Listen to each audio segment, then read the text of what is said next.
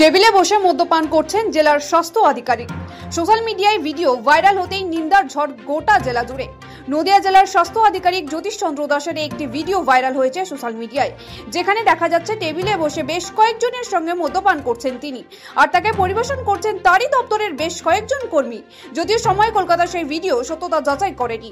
এদিকে এই video viral হতেই প্রশ্ন উঠেছে, জেলার একজন মুখ্য স্বাস্থ্য আধিকারিক হয়ে তিনি কিভাবে প্রকাশ্যে মদ্যপান করতে পারেন। যার উপর নির্ভর করছে জেলার বিভিন্ন স্টেট জেনারেল হাসপাতাল থেকে শুরু করে সরকারি স্বাস্থ্য দপ্তরগুলির পুরো স্বাস্থ্য পরিকাঠামো দেখভালের। তার পক্ষে কিভাবে এমন অনৈতিক কাজ সম্ভব উঠেছে প্রশ্ন। তবে এই ঘটনায় স্বাস্থ্য আধিকারিকের দাবি, গত 2.5 বছর আগের ভিডিও কেউ একজন ভাইরাল করেছে, চক্রান্ত করে এই ভিডিও ভাইরাল করা হয়েছে বলে অভিযোগ করেন তিনি। ছবি ভাইরাল হয়েছে, আমি মদ খাচ্ছি, অমুক খাচ্ছি, ওটা তো ডবল পিকচার। আর এটা 2.5 বছর আগে কোথায় পিকনিক হয়েছিল? পিকনিকে খাবে না তো লোক সারা অফিসে বসে খাবে? হ্যাঁ, কি বলো না? তো অবশ্যই একটু কিছু বলে দেন ছোট করে। আমি কিচ্ছু বলবো, আমি বলবো না।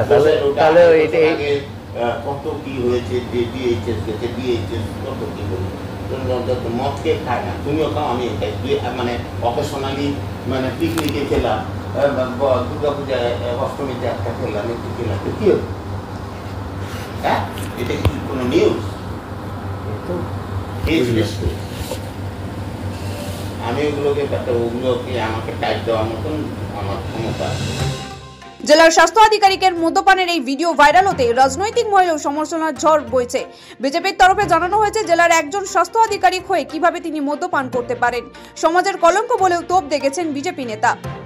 বিষয়টা খুব দৃষ্টিকটু এবং নিন্দনীয় যে নদিয়া জেলার chief medical officer of health, যিনি সিওমএইচ নদিয়া জেলার স্বাস্থ্য আধিকারিক, যার উপর নদিয়া জেলার পুরো স্বাস্থ্য ব্যবস্থা দাঁড়িয়ে রয়েছে, তিনি এবং তার সহযোগী তারাও স্বাস্থ্য আধিকারিক নদিয়া জেলার বিভিন্ন জায়গাকার।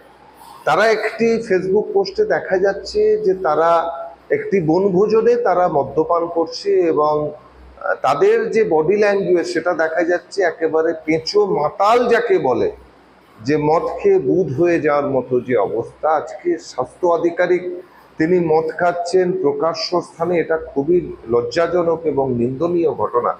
দেখুন, এখন কি খাবেন না খাবেন সেটা তার ব্যক্তিগত বিষয়, এটা নিয়ে আমরা কিছু বলতে পারি না। কিন্তু মদ যে আজকে পশ্চিমবাংলার ভবিষ্যৎ সেটা মমতা ব্যানার্জি করে দিয়ে গিয়েছে। স্বাস্থ্য আধিকারিক তিনি মদ খেয়ে হয়তো অন ডিউটি ছিলেন বা ডিউটি করছিলেন, ডিউটি অবস্থায় মদ খাওয়া এটা খুবই আইনত অপরাধ। আমরা চাই যে স্বাস্থ্য দপ্তর তার বিরুদ্ধে লিগ্যাল ব্যবস্থা নিক, এটাই আমরা স্বাস্থ্য দপ্তরের কাছে দাবি করব। যদিও তৃণমূলের দাবি এটি বিজেপির চক্রান্ত, তিনি হয়তো কোনো পিকনিকে গিয়ে মদ্যপানের আসরে ছিলেন। বিষয়টা হচ্ছে বিজেপির নোংরা আর কতটা নামতে পারে আমার জানা নেই। ভিডিওটা আমি দেখেছি, অনেক আগেকার ভিডিও। হয়তো কোনো জায়গায় পিকনিকে গিয়ে ব্যক্তিগতভাবে কে কীভাবে জীবনযাপন করবে তার সাথে আমরা কিছু বলতে পারি না।